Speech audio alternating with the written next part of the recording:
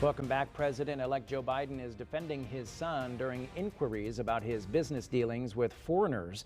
Meanwhile, the transition team is expecting to break the transition process, get a break in the process. Fox's Peter Doocy has the latest from Delaware.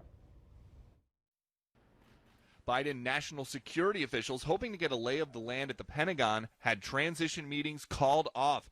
The acting Secretary of Defense says the DoD is just busy in other meetings focused on things like the continuing resolution and the quote, after the mutually agreed upon holiday pause, which begins tomorrow, we will continue with the transition and rescheduled meetings from today.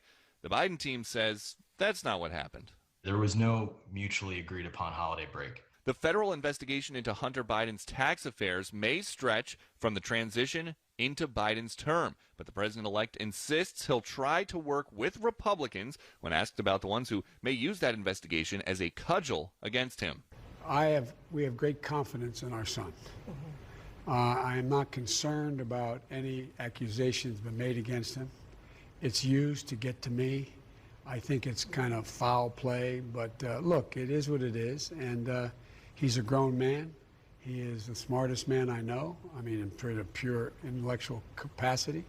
And as long as he's good, we're good. On Monday, Biden will get his first dose of a COVID-19 vaccine. Consistent with security and medical protocols, the vice president-elect will not receive the vaccine at the same time as the president. That's to eliminate the possibility of Biden and Harris feeling side effects at the same time, according to Politico. But what was their reasoning for that recommendation?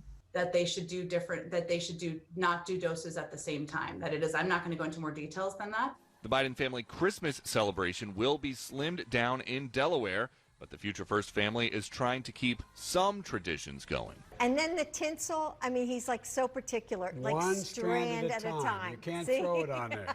Zero questions about Hunter Biden at the Transitions Weekly Zoom briefing. They only called on 5 reporters, which had some others filling up the Zoom chat box at the end, pleading with the Biden team to take more.